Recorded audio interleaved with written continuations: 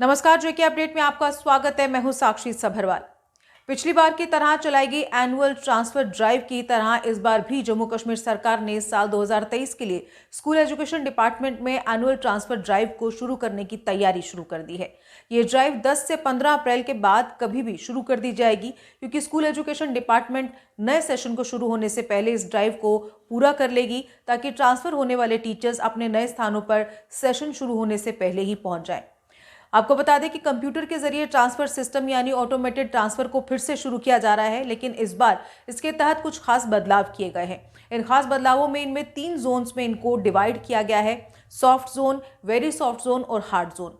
अब अगर बात करें हॉट जोन की, तो हार्ड जोन में जिस टीचर की ट्रांसफर होगी वो 1 साल के लिए होगी, लेकिन अगर कोई टीचर उस स्थान पर लंबे समय तक रहना चाहता है या वो वहीं का रहने वाला है तो उसे लंबे समय तक वहां रहने दिया जाएगा। इसके अलावा सॉफ्ट जोन की अगर बात करें तो वहां पर 2 से 3 साल तक का समय किसी भी टीचर को मिलेगा।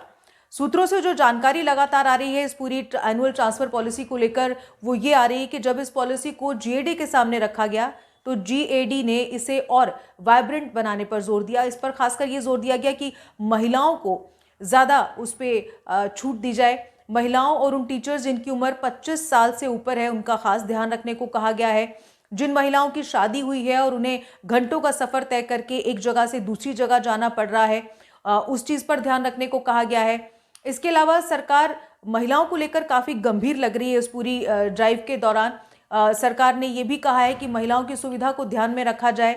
महिलाओं को आने जाने के दौरान किसी भी तरह की समस्या ना हो। अगर वो सुबह जा रही हैं तो उस समय का ध्यान रखा जाए, और अगर देर शाम घर पहुंच रही हैं तो उस बात का भी ध्यान रखा जाए, उसको नज़र में रखकर उनकी ट्रांसफ़र की जाए। अगर किसी की शादी एक जगह हुई है और उसकी जॉब किसी दूसरी जगह पर है तो उसको भी खास ध्यान में रखा जाए। इसके अलावा शारीरिक रूप से जो बीमार टीचर्स हैं, यानी जो फिजिकली फिट नहीं हैं, उनके लिए भी एक खास तैयारी की जा रही है। सरकार इन टीचर्स की पूरी जानकारी रखेगी कि ये कौन से टीचर्स हैं, इन्हें क्या बीमारी है और इनकी कौन सी जगह पर इन्हें रखा जाए ताकि ये अपने सेवाओं को दे पाएँ।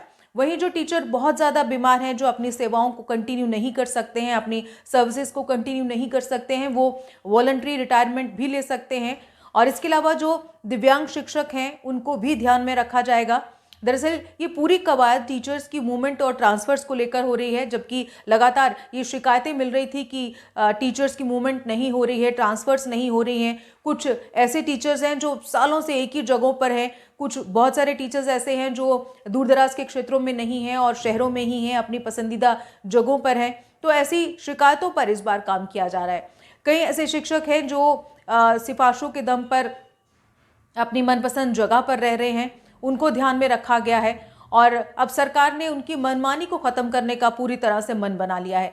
अगर जानकारों की माने तो जानकारों का ये भी कहना है कि उन सब शिक्षकों के लिए, अब उन सब टीचर्स के लिए अब मुश्किलें होने वाली हैं जो स्कूलों में अपना काम छोड़कर धरने प्रदर्शन करते हैं। यानी वो टीचर्स जो विभिन्न मुद्दों को लेकर सड़कों पर रहते हैं, प्रदर्शन करते हैं और स्टूडेंट्स की पढ़ाई जो है सफ़र होती है, अब उनको भी ध्यान में रखा जा रहा है। और उनके लिए अब ये बात तय की जा रही है कि वो अपना काम छोड़कर धरने प्रदर्शन नहीं करेंगे, बल्कि इसके लिए वो बाकायदा छुट्टी के लिए अप्लाई करेंगे, वो छुट्टी लेंगे और उसके बाद ही वो धरने प्रदर्शन कर पाएंगे। हालांकि उनके धरने प्रदर्शनों पर किसी भी तरह की कोई रोक नहीं लगाई गई है।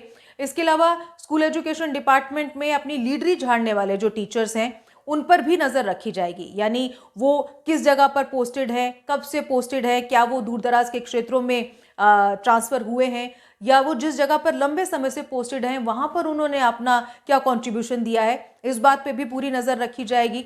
इसके अलावा सरकार इस बात पर भी ध्यान दे रही है कि जिस स्कीम के तहत जिस टीचर की सिलेक्शन हुई है उसके तहत ही उसकी ट्रांसफ़र होगी। यानी अगर कोई रहबरे तालीम के तहत लगा है, उस योजना के तहत अगर वो टीचर लगा है तो उसकी ट्रांसफ़र उसी हिसाब से होगी, और अगर कोई जनरल लाइन टीचर है तो उसकी ट्रांसफ़र भी उसी तरह से होगी। खैर, कुल मिलाकर अगर इस पूरी पॉलिसी की बात करें तो शिक्षा विभाग में नियुक्त जो टीचर्स हैं उनकी ट्रांसफ़र अब जल्द होनी तय है, और ये जो ट्रांसफ़र्स हैं 10 से 15 अप्रैल के बीच में शुरू हो जाएंगी, या ठीक से 10 से 15 के बाद कभी भी शुरू हो सकती हैं, और सेशन शुरू होने से पहले ये ट्रांसफ़र्स कर दी जाएंगी ताकि टीचर्स जो हैं वो तय समय पर अपने नई जगहों पर पहुंच जाएं, यानी अपनी जो ट्रांसफ़र जिन जगहों पे हुई है वहां पर पहुंच जाएं, और बच्चों की जो सेशन शुरू होते ही पढ़ाई है वो प्रभावित ना हो, इससे पहले ही टीचर्स उन स्थानों पर पहुंच जाएं। तो बहुत जल्द ये ड्राइव शुरू होने वाली है। कुल मिला के जो ये पूरा सिस्टम है ये तय करने में सरकार जुटी हुई है। ऐसी ताज़ा अपडेट्स के लिए जुड़े रहिए जेके अपडेट के साथ और मुझे दीजिए इजाजत। नमस्कार।